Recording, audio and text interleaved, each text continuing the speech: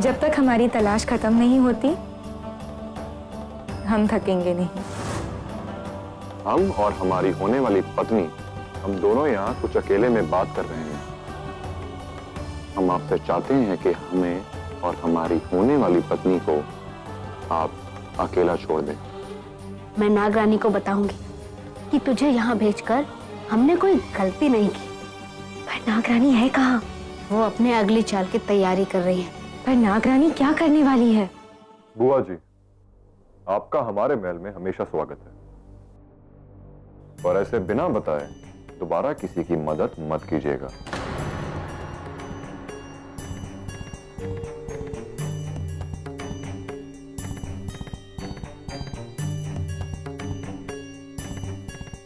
चलिए।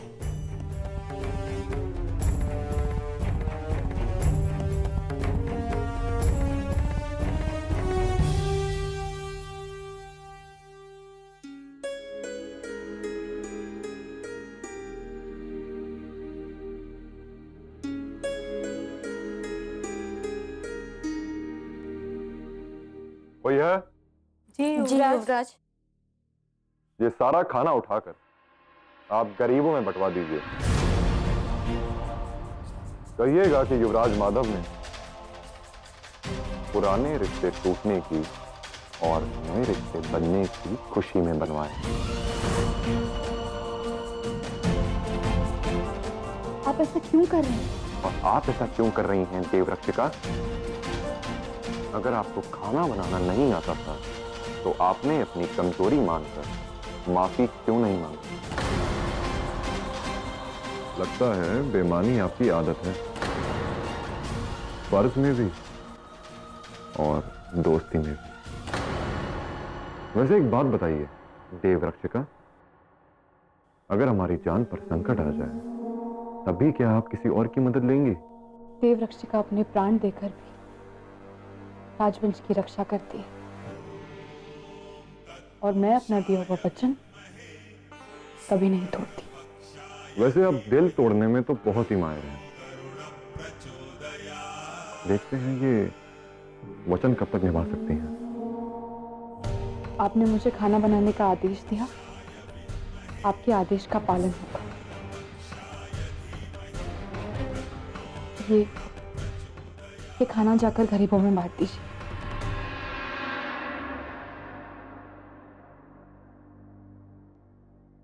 आप खाना बनाना चाहती हैं ना? ठीक है।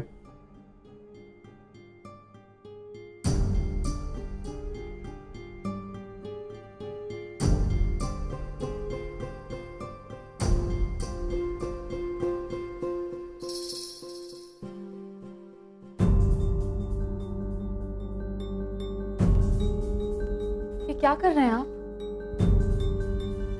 ये लीजिए, पूरे 56 भोग हैं, सब के सब तैयार कर दीजिए।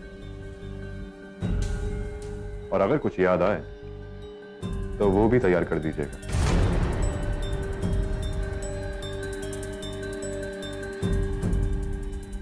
युवराज, आपको महाराज ने बुलाया। तुम चलो, हम आते हैं। उम्मीद है कि आपका खाना आपकी दोस्ती से बेहतर होगा।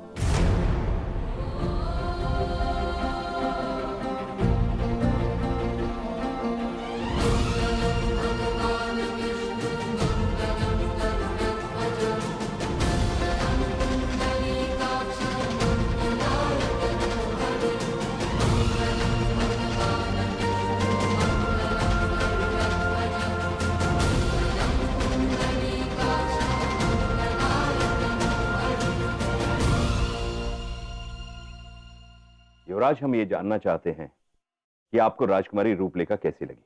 और उन्हें आप कैसे लगे? अभी अभी तो मिले हैं हम, इतनी जल्दी हम किसी के बारे में राय कैसे बना सकते हैं? हमें कुछ समय लगेगा, और उन्हें भी। आपको समय क्यों लगेगा? आपने तो खुद शादी के लिए हाँ की थी। जी महाराज, हमारी तरफ से हाँ ही है, लेकिन रिश्ता दोनों तरफ से बनता है, और अगर हम उन्हें पसंद नहीं आए तो? ऐसा नहीं हो सकता। अब जाइए, उनके साथ समय बिताइए, ये रिश्ता हर हाल में होना ही चाहिए।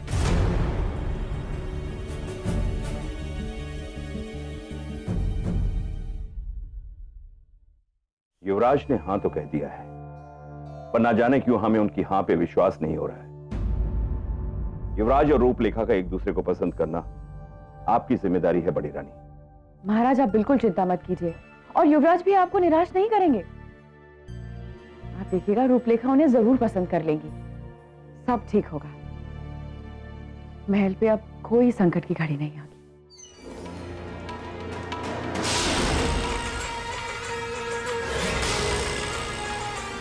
मामूली प्यादों ने बहुत देर बिसात बिछा ली, अब बड़ी चाल चलने का वक्त आया है।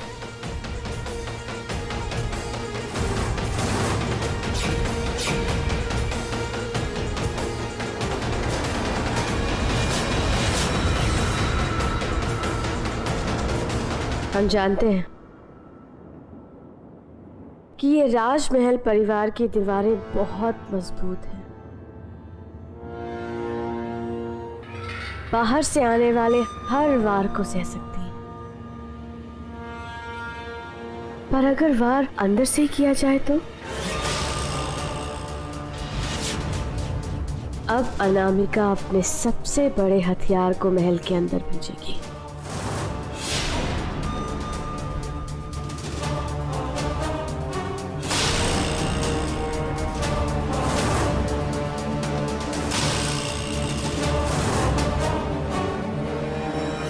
और अनामिका का सबसे बड़ा हथियार है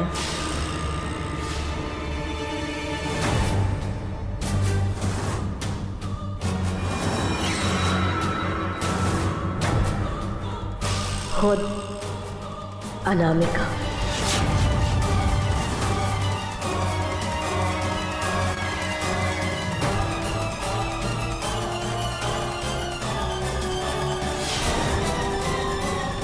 अब हम महल के अंदर खुद घुसकर इस राजवंश परिवार की जड़ें काटेंगे।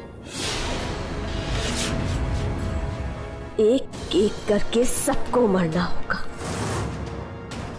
सबको।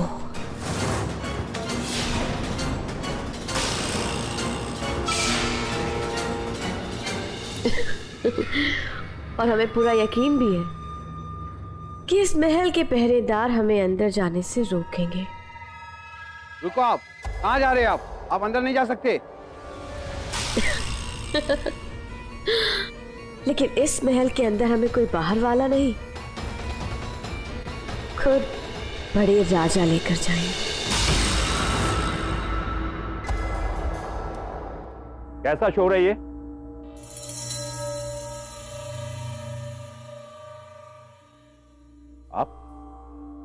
आप कौन? हम बड़े राजा को सम्मोहित करेंगे।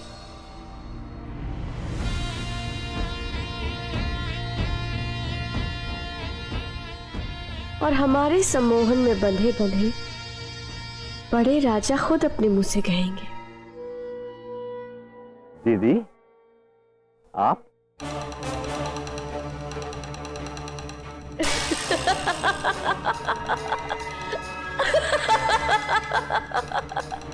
अंदर जाकर यह खबर कर दो कि हमारी चचेरी बहन मृणालिनी 25 वर्ष के बाद संन्यास आश्रम से वापस आ गई है।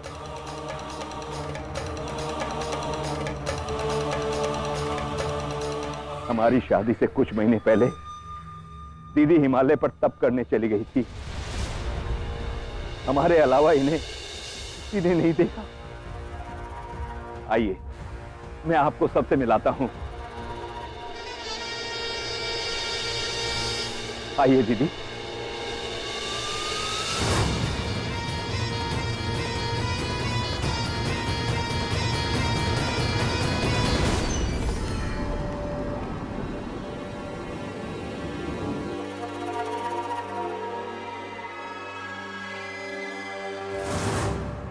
दीदी ये है हमारी धर्मपत्नी बड़ी रानी मैथिली।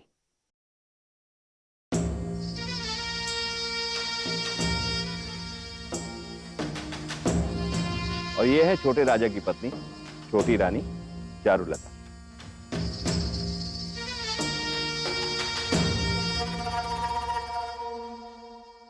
और दीदी, ये है लक्षदेव। मृणालिनी दीदी के पांव छुओ।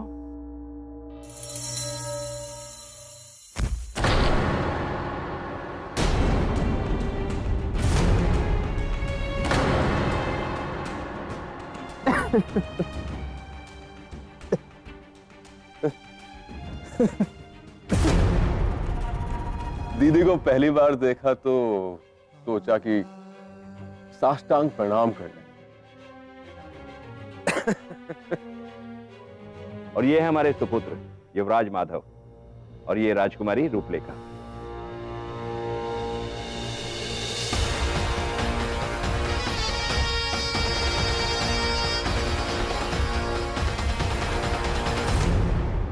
दीदी, माधव के साथ इनका विवाह होने वाला है।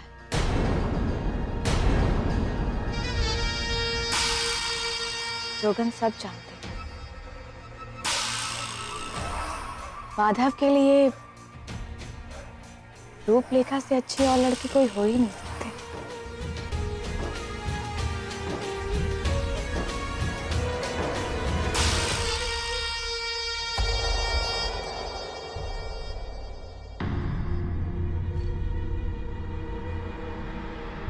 ये देव रक्षिका है।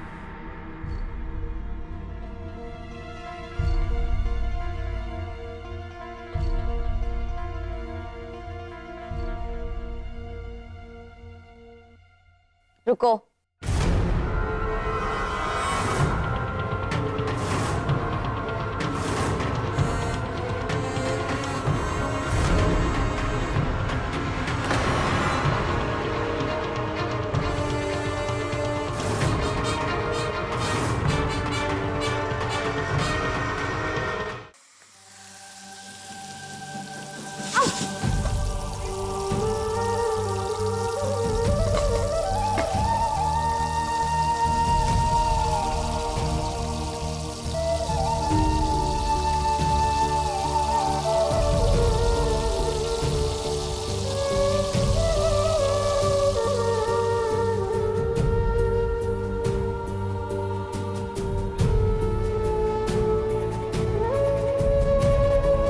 हे भगवान, खाने का समय भी हो गया। अब मैं माधव और राजकुमारी को क्या परोसूंगी, मुझे कुछ भी समझ में नहीं आ रहा है।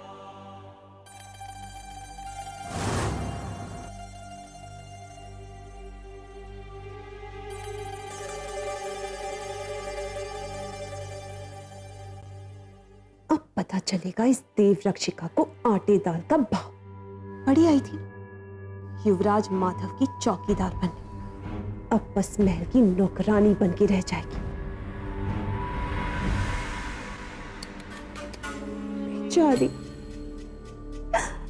छोटी रानी खुश।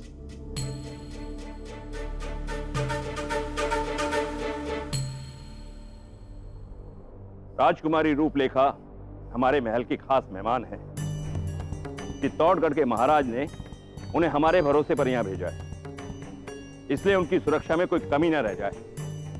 उनके कमरे के बाहर हमेशा एक सेवक होना चाहिए और उन्हें किसी प्रकार की कोई तकलीफ ना हो। आज्ञा का पालन किया जाए। जी महाराज। हाँ युवराज, हमें आपसे भी एक जरूरी बात करनी है। आइए। अभी तो हमारा जहर चढ़ना शुरू भी नहीं हुआ और इन इंसानों के दिमाग ने अभी से ही काम करना बंद कर दिया। कितने बेवकूफ होते हैं ना ये इंसान। हम इस राज परिवार का एक हिस्सा बन गए और इन्हें पता भी नहीं चला। जानती हो माया, राह अगर कांटों भरी हो तो जूते पहनकर चला जा सकता है, लेकिन अगर एक छोटा सा कांटा भी जूते के अंदर आ जाए, चलना बहुत मुश्किल होता है। अंदर से किया गया वार बहुत खतरनाक होता है माया। इसीलिए तुम इस महल के अंदर आए। अब कैसे भी करके हमें नागमणि तक पहुंचना होगा। इस महल के हर राज को जानना होगा, एक एक कोना तलाशना होगा।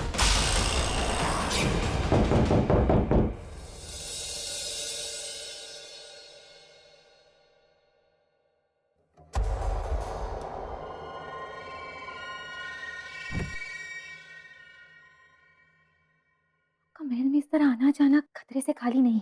कभी भी कोई भी आपको देख सकता है। रक्षिका, आप जानती हैं कि हम हर समय इंसानी रूप में नहीं रह सकते। कुछ समय ऐसे भी होते हैं जब हमें अर्ध नागिन रूप धारण करना पड़ता है। इस समय आपको ऐसे नहीं आना चाहिए था। अगर किसी ने आपको देख लिया तो सारा खेल बिगड़ जाएगा। अच्छा बताइए, आप यहाँ क्यों आई हैं? मैं आपको ये आवाज नीची। मैं आपको ये बताने आई हूँ कि देव रक्षिका इस समय युवराज के पास नहीं है। युवराज पर हमला करने का सही समय यही है।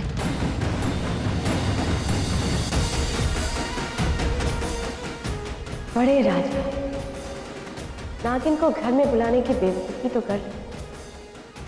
अब घर में बुला ही लिया है तो उसका अंजाम भी देख लीजिए।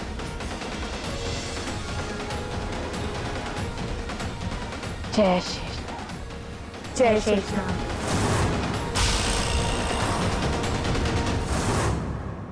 युवराज, आपको यह बताने की जरूरत नहीं कि यह रिश्ता हमारे राज्य के लिए कितना जरूरी है। आपको किसी भी हालत में राजकुमारी रूपलेखा का दिल जीतना है। उन्हें बाहर ले जाइए, समझाइए वो आज के जमाने की लड़की है। राजकुमारी रूपलेखा को इस रिश्ते के लिए मनाना अब आपकी जिम्मेदारी है, क्योंकि इस राज्य का भविष्य अब आपके कंधों पर टिका है। जी महाराज, हम राजकुमारी रूपलेखा के साथ वक्त अवश्य बिताएंगे।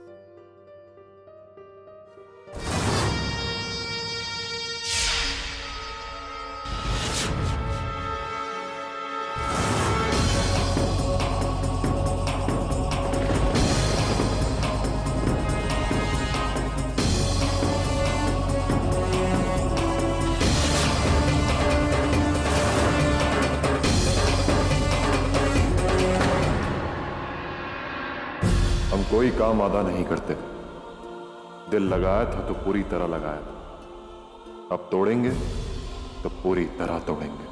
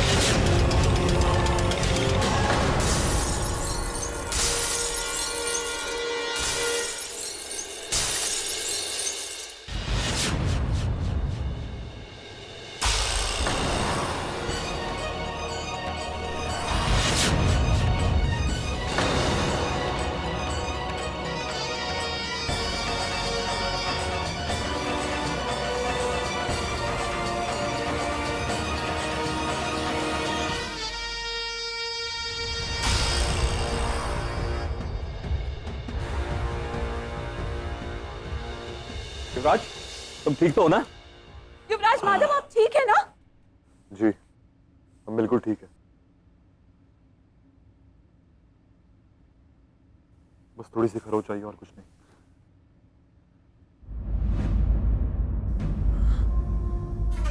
5 लाख का झूमर टूट गया। छोटी रानी, हमारा मतलब है 50 लाख का होता तो भी क्या बात थी। युवराज माधव की जान से ज्यादा कीमती तो कुछ नहीं है ना। शुक्रिया हमारी जान बचाने के लिए। अगर आपको कुछ हो जाता तो हमसे देखा नहीं जाता। पर ये झूमर गिर कैसे गया? जोगन सब जानते हैं।